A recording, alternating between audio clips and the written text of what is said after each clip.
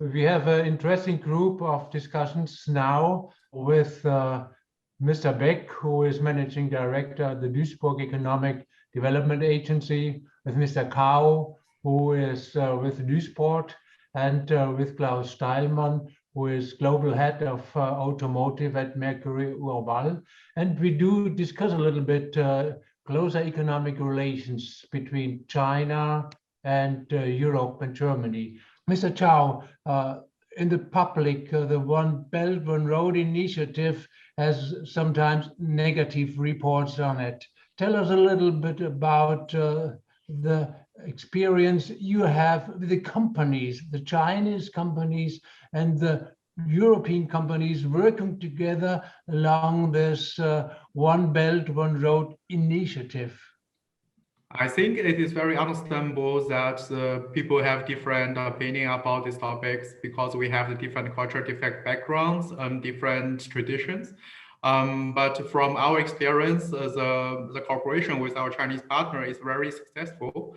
We work not only with the big companies like Costco or China Merchant or China Railway, but also work with the small companies. But every time the partners treat us very equal, very fair. Also ask, it is not just a one-way street. We ask the partner for some cooperation or for some business, but also in other way, our partner will also come to us with some new ideas. For example, we also discuss about the future of the car industry. We also have a new idea about the transportation of the e-cars or the transportation of the battery, with how we can combine them with the China trends. It's very interesting. So as the Mr. Stark, our CEO and President in different locations, said before, it is better initiative. It is not only a chance for us to logistic industry, but also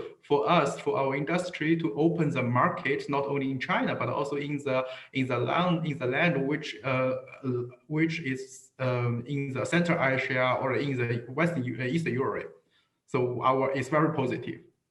So we see if we work together on an economic basis, it helps to understand the partners in the different countries, and therefore it's great to have this Shanghai Auto Show, which shows which close the cooperation in the automotive businesses between China and Europe. Mr. Beck, Rasmus Beck is responsible at Duisburg for the Economic Development Agency. Rasmus, we see that Mercedes, that VW, that BMW are no longer imaginable without China. Almost 40% of the global turnover of these companies come from China.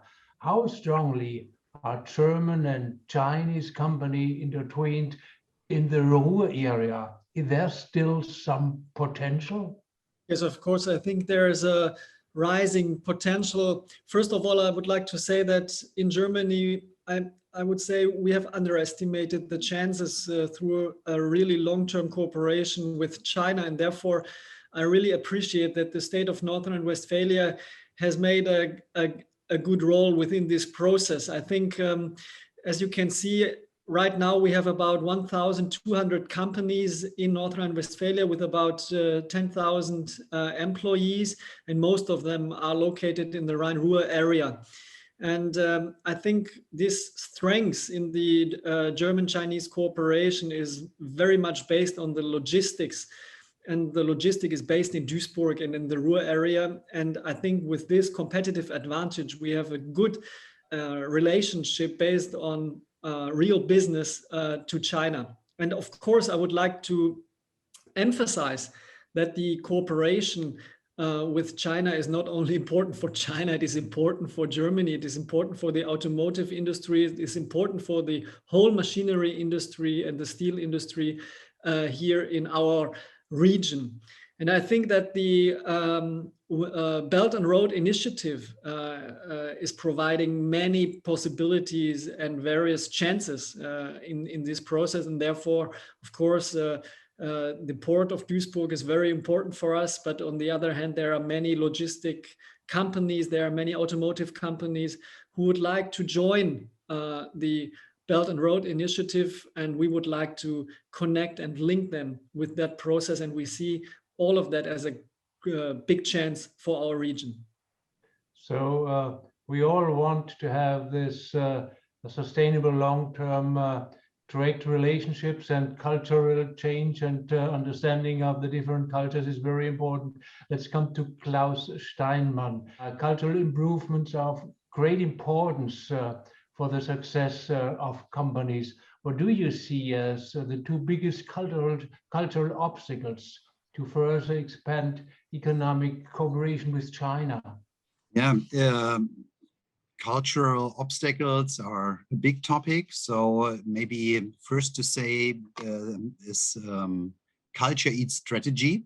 So that means it's very important to have the right people to make great strategies happen.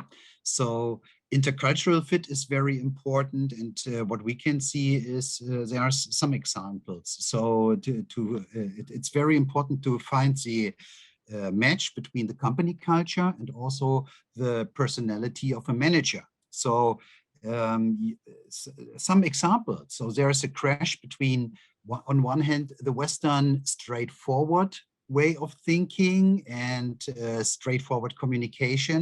On the other side, the Asian way of very polite and rather a little bit defensive communication. So you have to consider this. You know, this word to keep the face is very important, and you should be aware of it, of course, this understanding. But you always have to consider.